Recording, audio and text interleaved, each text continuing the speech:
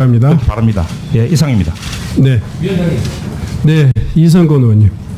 전 도무지 이런 국회가 있을 수 있나 너무나 의문이 듭니다. 엊그제 입법공청회를 했지만 쟁점은 더 커진다는 게 크다는 걸 확인할 수 있었습니다. 이게 정부의 예산 편성권을 침해할 수 있는 위헌적 요인이 있다는 주장이 강하게 대두되었습니다.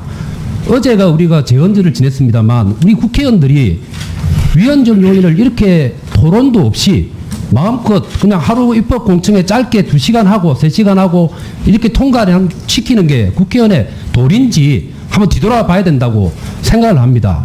그리고 위헌적 요인뿐만 아니고 이게 민생회복지원금이 될지 민생소멸지원금이 될지 쟁점이 너무나 크지 않습니까? 이런 것을 왜 입법청문회 그 짧은 시간 전문가하고 그냥 토론하는 것만로 하고 끝냅니까? 행정부의 입장을 물어야 될 거 아닙니까? 근데 이것을 소위에도 회부시키지도 않고 법안 소위에도 회부시키지도 않고 통과시키려고 한다? 도대체 이런 국회가 어디 있습니까? 제가 처음에 행안위 위원으로 해서 인사말을 할 때 제가 2004년 17대 국회의원을 하고 20년 만에 들어왔는데 저는 4년 동안에 17대 국회에서 이런 모습을 본 적이 없습니다. 국회가 왜 이리 후퇴했습니까? 누구 때문에 이리 됐습니까? 제 눈에 보기에는 제가 특정 정당이라서 그런지 모르겠지만 이재명 대표가 내세웠던 공약 그거 하나 지키려고 하는 거 아닌가? 저는 그렇게밖에 볼 수가 없습니다. 도무지 이해가 안 갑니다. 자, 그러면 하나씩 좀 얘기를 해볼게요. 아까 이상식 의원님이 말씀을 하셨는데 재난지원금이 소비 진작 효과가 있다. 표 한번 떼어 보십시오. 한 달 동안에 효과가 엄청났죠. 한번 보여주십시오. 자, KDI에서 분석한 걸 보면 5월 둘째 주에서 넷째 주까지 한 달 동안 효과 뛰어났습니다. 그 뒤에 한번 보십시오. 쭉 가가지고 그냥 다시 마이너스입니다. 재난지원금의 효과가 어디 있습니까? 소비 진작에 무슨 효과가 나타납니까? 객관적인 데이터가 나오는데 다음 표 한번 보세요.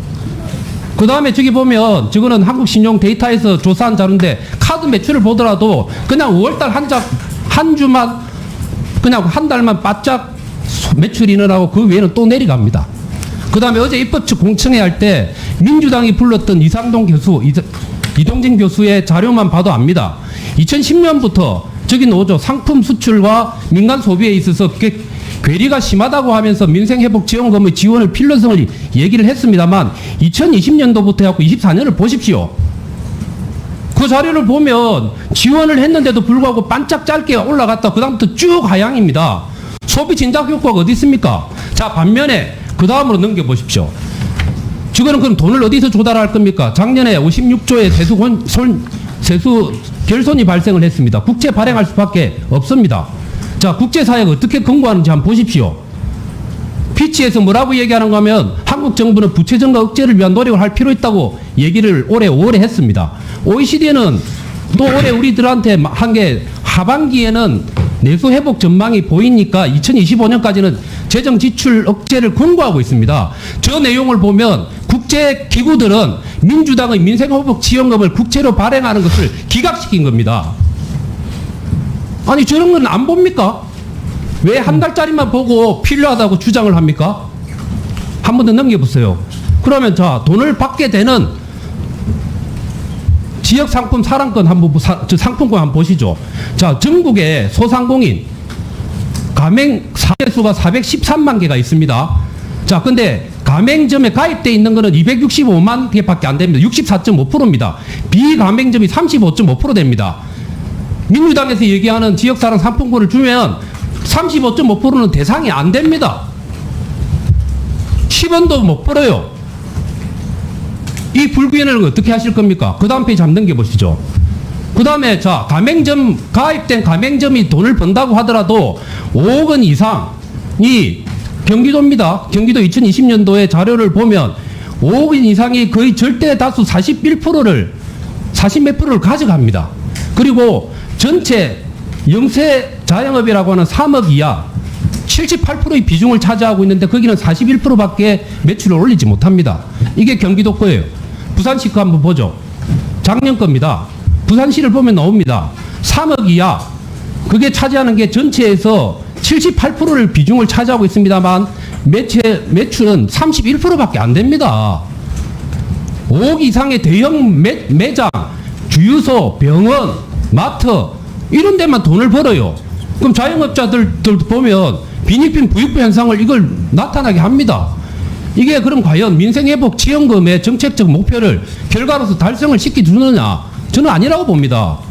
그래서 민생 소멸 지원금이 될 수가 있는 겁니다. 그래서 이런 중요한 얘기를 왜 소위원회 통해 갖고 논의를 안 하시냐고요. 자, 정리해 합시다, 주시기 제발. 바랍니다. 그냥 그 입법 공청회 네, 해가지고 정리해 주시기 바랍니다. 네. 자, 지금 의원님들께서 의사진행 발언을 하시면서 대체 토론에 가까운 이야기, 실제 내용에 대해서 이야기 좀 하고 계시는데요. 대체 토론 충분히 할 시간이 있고 또 그렇게 운영을 하겠습니다. 그럼에도 불구하고 여러분들이 의사진행 발언을 하시겠다면 계속 아까 제가 약속한 범위 내에서는 진행하겠는데요. 제가 지금 이 과정에 대해서 한 번 더 여러분들의 이 말씀할 기회를 거의 99% 지금 보장하고 있습니다. 대체 토론 과정에서도 여러분들의 의견을 충분히 말씀해 주시면 이 부분이 밤을 새더라도 이 법안이 제대로 이 논의될 수 있도록 하겠다는 것이 위원장의 입장이라는 것 다시 한번 참고해 주시기 바랍니다. 다음은 이제 모경정 의원님 의사진행 발언해 주시기 바랍니다. 네, 인천 검단에서 온 모경정입니다. 방금 위원장님께서 제가 짚고 싶은 이야기를 해주신 것 같습니다. 얼마든지 대체 토론할 가능성 있고 할 자신도 있고 앞에 계신 우리 존경하는 위원님들께서도 준비 많이 하셨을 거라고 생각합니다. 대체 토론 저는 얼마든지 환영이고 지금 의사진행 발언을 통해서 여러 가지 이야기를 하고 있는 거에 대해서 조금은 우려의 시선이 있습니다. 국민들께서 어떻게 보시겠습니까? 지금 그리고 재난안전 관련해서는 보이시겠지만 행정안전부 장관 지금 자리에 안 계십니다. 재난안전을 책임지고 계신 실장님도 지금 자리에서 열심히 본인의 역할을 충분히 하고 계십니다. 또한 지방자치단체에 계신 모든 분들께서 그리고 모든 공무원분들께서 각계각층의 자리에서 자신의 역할을 충분히 잘하고 계십니다. 국회에서 해야 될 일을 먼저 한번 고민해야 되는 지점이 아닌가 싶습니다. 제 지역구 검단에 가면은 수많은 소상공인분들께서 이야기하십니다. 아, 굶어 죽기 직전인데 손님이 이렇게 없는데 도대체 뭐 하고 있냐? 정부는 뭐 하고 있고 국회의원인 당신은 뭐 하고 있느냐? 이렇게 말씀하십니다. 이러다가 다 망하겠다라고 말씀하시는 거 여기 계신 위원님들께서도 지역에서 많이 들으셨을 겁니다. 한 현장에 나가 보면은 분명히 사람이 분배해야 될 시간인데도 불구하고 식당에 빈자리가 많고 가게에 사람이 없습니다. 현장에서만 느껴지는 게 아니라 통계적으로도 마찬가지입니다.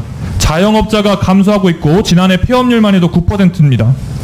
8년 만에 상승 전환한 상황이긴 한데 그 중에서도 서비스업이나 음식업 이런 내수와 직접 연관된 업종은 타격이 정말 크다고 합니다. 우리 입법공청에서 다 같이 들으셨겠지만 많은 네 분의 진술인을 모셔놓고 전문가의 의견을 들었습니다. 근데 한 진술인께서 이렇게 표현하셨습니다. 소비 진작이 필요하지 않은 것 같다. 물가를 안정시키기 위해서는 일정 기간에 소비를 침체시키는 것은 불가피하다. 이것이 정부 여당이 생각하는 현재 상황에 대한 해답입니까? 어떻게 그런 말씀을 하실 수 있는지 저는 이해할 수 없습니다. 물론 한 진술인의 의견일 수도 있고 이론적으로 그리고 학자로서 경제학자로서 할 수 있는 주장이라고도 100번 1000번 양보해서 생각할 수도 있습니다만은 우리 국회의원들은 특히 우리 행안위에 계신 여기 존경하는 위원님들과 우리 국회의원들은 현장에 계신 자영업자들의 이야기를 듣는 거에 대해서 더욱더 신경 써야 되지 않겠습니까? 앞서 조은희 간사님께서 지금 재난 현장 가야 되는 거 아니냐라고 말씀하시는 것도 국민들을 위해서 우리가 지금 움직여야 되는 거 아니냐, 국민들의 시름소리를 우리가 해결해 드려야 되는 거 아니냐라는 그런 충정에서 나오는 이야기일 것입니다. 국민들에게 고통을 강요할 수 없는 것, 국민들의 고통을 외면할 수 없는 것은 여기 계신 모든 분들의 똑같은 생각일 겁니다. 우리나라 자영업자 비율 여러분들 다 아시지 않습니까? 비정상적으로 높습니다. 내수가 침체가 많이 된 것도 다들 공감하실 겁니다. 자영업자들이 줄도선하면은 이거 도대체 우리나라 경기 침체 어떻게 해결할 겁니까?